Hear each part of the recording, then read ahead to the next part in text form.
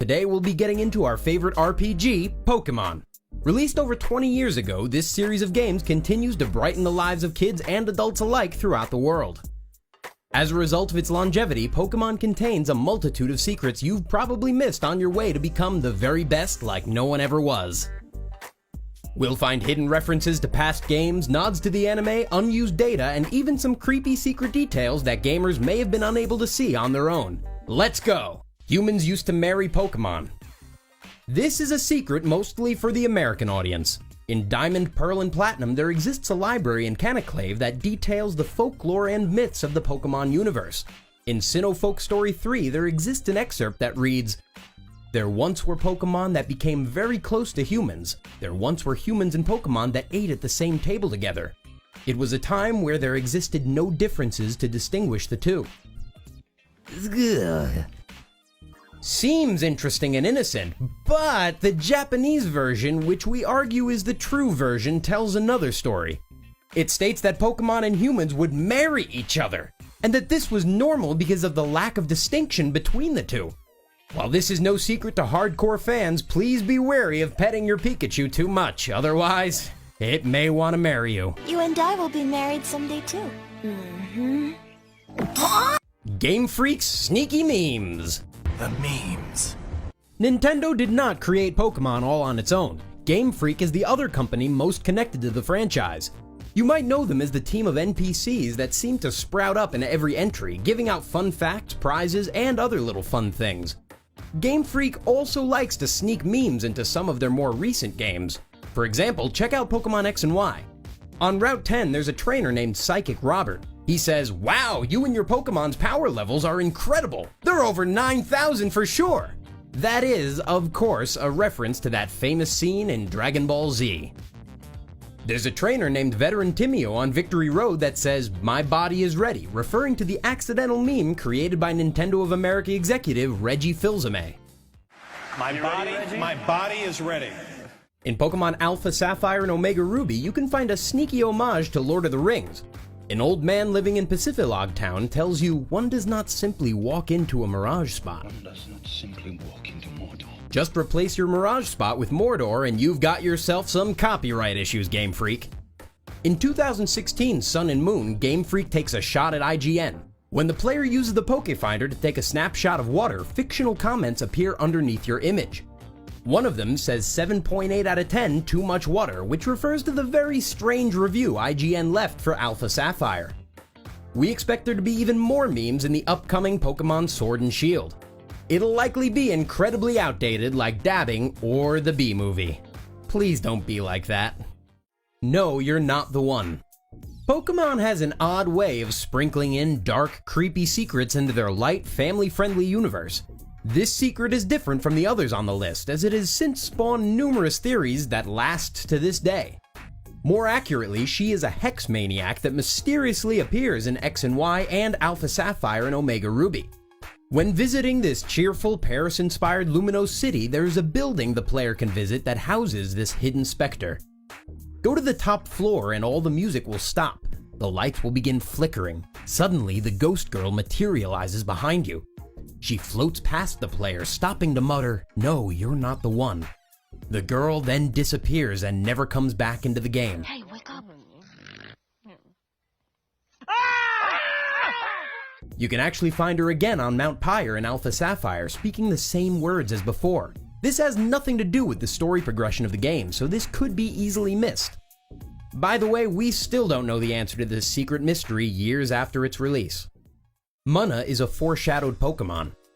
Game Freak is known for teasing future Pokemon for the following generations.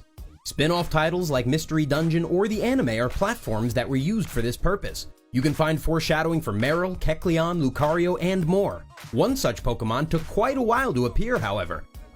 We're referring to Munna, an important pocket monster from the Black, White, Black 2, and White 2 versions. Starting all the way back in Gen 1, a lass outside of Rock Tunnel makes a comment about all the wildlife around her.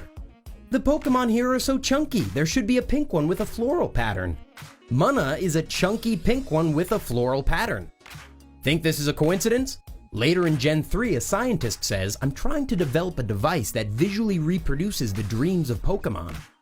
Mana's whole concept is based on dreaming, and an in-game device is used in black and white that accesses the dream world. Pretty surreal if you ask us. Ash Ketchum in Sun and Moon. In Pokemon Sun and Moon, the standard structure of the game is changed. Instead of working up to gym battles, the goal is to complete island trials, with each based off a specific typing. As expected, the Ghost Trial is bound to have something secretive hidden away somewhere. This trial takes place in a haunted house of all things, where you must face a powerful Mimikyu. Mimikyu is a ghost-type Pokemon that is obsessed with reaching the levels of adoration that Pikachu has over the last 20 years. It does its best to mimic Pikachu in just about every way, going so far as to plaster the walls of its own room with pictures of the electric mouse. When you use your Pokefinder, you can find a secret reference to Ash Ketchum and his Pikachu. It's located all the way in the corner of the screen. Keep in mind that you're triggering a Mimikyu fight, so get ready. Mirage Island in Ruby and Sapphire. This is a hidden element of the Game Boy Advance entries Ruby, Sapphire, and Emerald that most young gamers missed entirely in 2002. And it's very much because of how hard it is to find. We're talking about the elusive Mirage Island found on Route 130. This landmass will appear and disappear at will, making it difficult for players to run into it. However, there are actually some important factors to keep in mind that can help you track it down. There is a number drawn from 0 to 65,535 each day, and if it matches the last bytes of the personality value of a Pokemon on your team, then it'll show up on Route 130. A man in Pacific Log Town can tell you if the island has appeared, which makes the job of finding Mirage Island much easier. Don't try this in Alpha Sapphire, as this has been replaced by Mirage spots. Only try to find this secret if you have lots of time on your hands. Gengar vs Nidorino. Casual fans of Pokemon have probably missed this old reference. The opening sequence of Red and Blue features a Gengar squaring off with a Nidorino. This is a nostalgic moment for many, but few may know that this has been replicated multiple times throughout the games as a barely hidden callback. This fight was viewed by Ash Ketchum in the popular anime as a battle on TV. It was remastered for the Game Boy Advanced remakes Fire Red and Leaf Green. A poster featuring the battle can be seen in the player's room in Pokemon Let's Go. It's a little puzzling why this is the famous first matchup. Gengar is clearly capable of overpowering the poor Nidorino, and it brings to mind the many awkward battle choices made in the anime. There are actually many theories about why this fight is the way it is, but that's for another video. Santaloon Forest is based off Viridian Forest.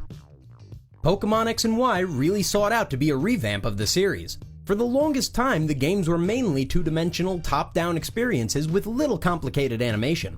Generation 6 changed this by remodeling the entire game into the third dimension thanks to the power of the 3DS. To showcase the new Pokemon adventure, Game Freak added a canopied forest with sparkling beams of light poking through.